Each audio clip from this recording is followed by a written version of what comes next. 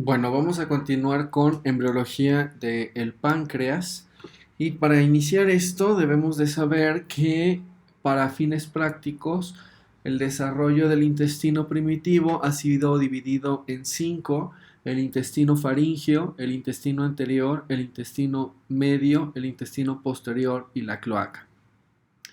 El intestino faríngeo va de la membrana bucofaríngea al divertículo traqueobraquial, el intestino anterior del divertículo traqueobranquial al vestíbulo intestinal anterior y el intestino medio va del vestíbulo intestinal anterior al vestíbulo intestinal posterior y finalmente el intestino posterior va del vestíbulo intestinal posterior a la membrana cloacal. Y el páncreas proviene del intestino anterior. Y del intestino anterior que van a venir dos yemas, una yema pancreática dorsal y una yema pancreática ventral, que provienen del endodermo, justamente del extremo caudal del intestino primitivo anterior. El inicio embriológico del páncreas podemos observar los esbozos de las yemas pancreáticas al final de la quinta semana.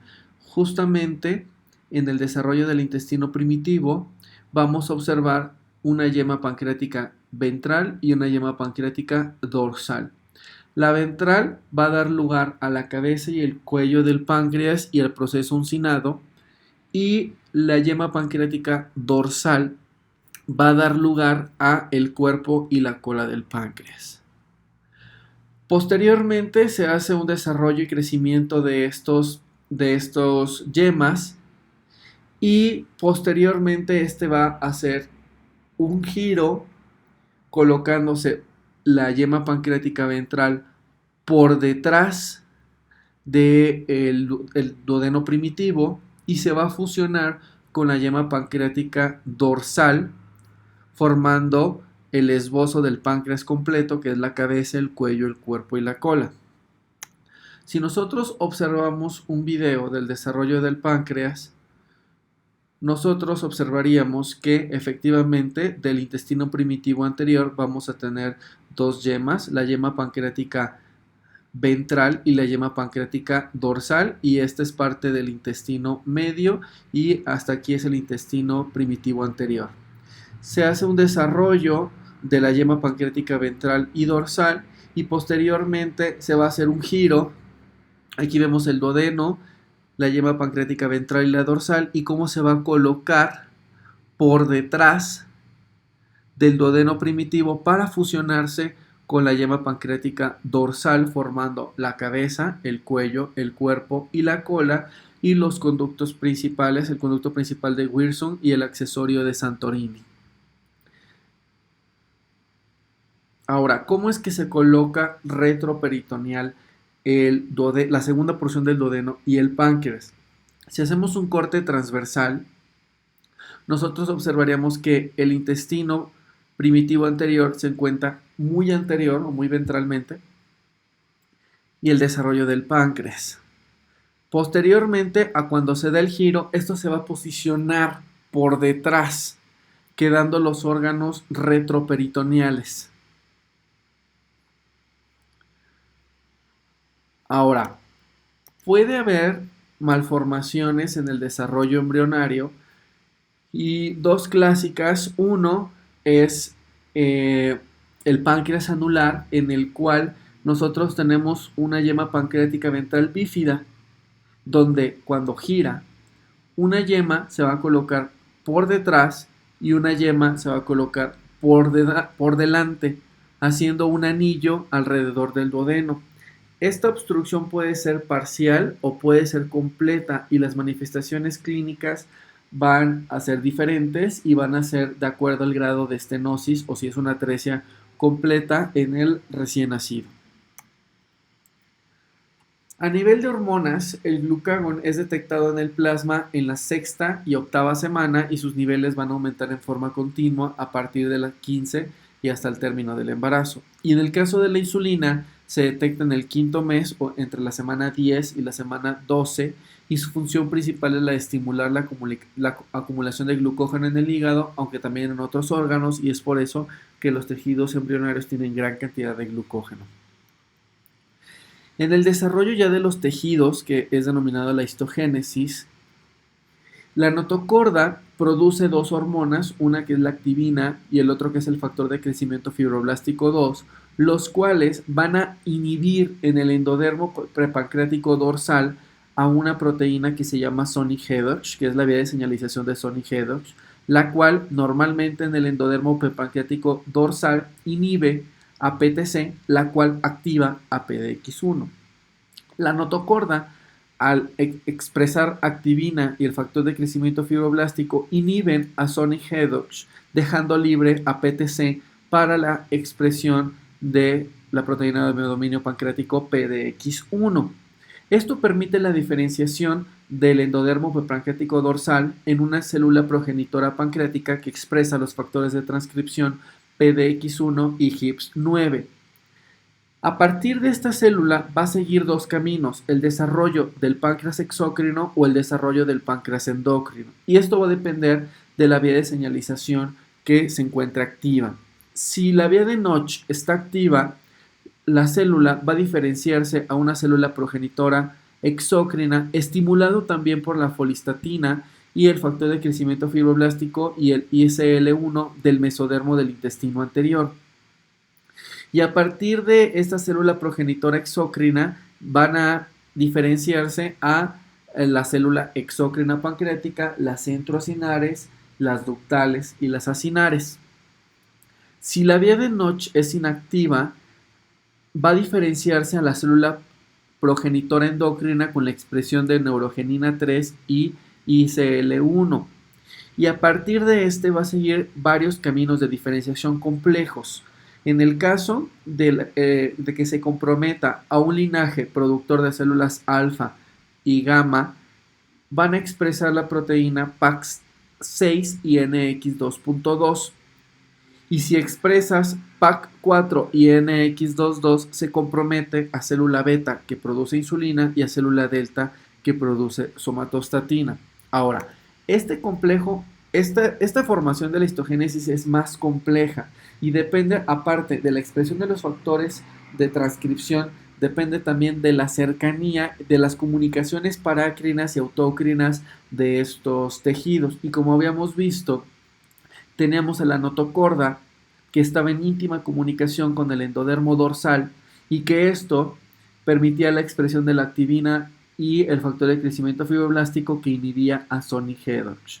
Y a partir de esto, este endodermo o este intestino primitivo expresaba a PDX1 y a partir de la expresión de PDX1 se desarrollaba entonces la expresión o la formación de las yemas pancreáticas dorsal y ventral, las cuales a su vez van a expresar diversas proteínas para desarrollar los diferentes linajes. En el caso del endodermo dorsal, la expresión de HB9, PDX1, GATA4, GATA6, el factor nuclear hepático 1 beta, FOXA2, SOX9 van a permitir la diferenciación de células progenitoras y del desarrollo de la yema ventral pancreática. Para el desarrollo del páncreas exócrino y del páncreas endocrino, las células van a seguir caminos diferentes. Este es un esquema de ratón, son las semanas donde nosotros podemos observar cómo a partir de estas llamas pancreáticas y los islotes primitivos van a permitir la diferenciación en redes con los conductos y los acinos pancreáticos, y dentro de estas redes vamos a encontrar los islotes pancreáticos. Se sabe que es un camino de diferenciación complejo para llegar a una célula beta pancreática, que ha sido punto de desarrollo científico porque el permitir tener células beta in vitro podrá ser utilizado posteriormente como tratamientos para personas o pacientes que tengan deficiencias en la secreción de insulina, como por ejemplo los pacientes con diabetes mellitus tipo 1, aunque siempre el problema de la autoinmunidad va a estar presente. Sin embargo, sabemos actualmente que la arquitectura pancreática juega un papel muy importante en el control de la secreción hormonal y no necesariamente necesitamos un islote con únicamente células beta. Pero en el desarrollo embrionario sabemos que a partir de las yemas pancreáticas existen diferentes factores de transcripción que se van expresando y aquí tenemos entonces la célula que si seguía la vía de Notch se iba a cinares y si no seguía la vía de Notch se iba a endocrino. Posteriormente vamos a tener células progenitoras bipotentes que van a servir para la formación de las células ductales o para los progenitores endócrinos. De los progenitores endócrinos podemos hacer diferenciación hacia alfa, gamma, delta o epsilon o seguir un camino a célula beta, que a parecer es un camino más complejo.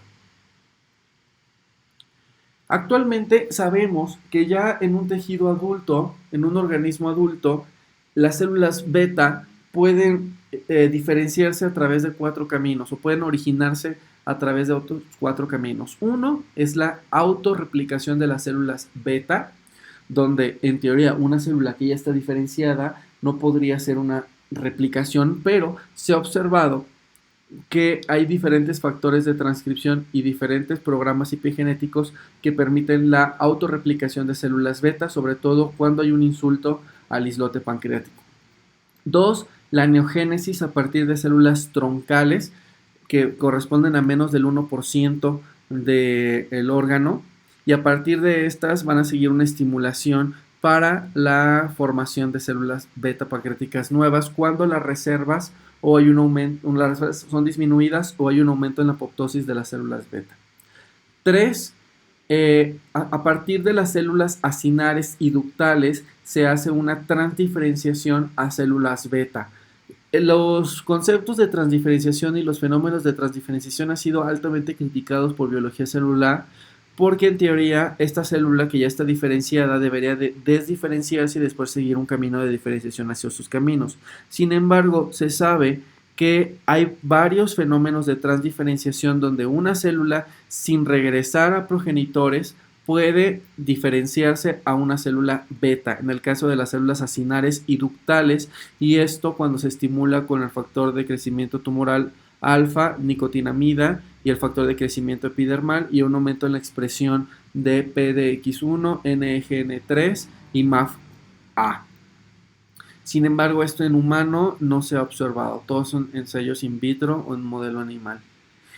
Y finalmente el 4, hay una reprogramación de la célula alfa y beta donde en realidad no es una transdiferenciación, porque la célula alfa todavía comparte, la célula alfa que se está comportando como beta, aunque está produciendo insulina, todavía tiene perfiles epigenéticos que son propios de las células alfa, o huellas o firmas epigenéticas que son propias de las células alfa. Se sabe que estos programas de reprogramación son estimulados con DTA y con la sobreexpresión de PAX4 y PDX1.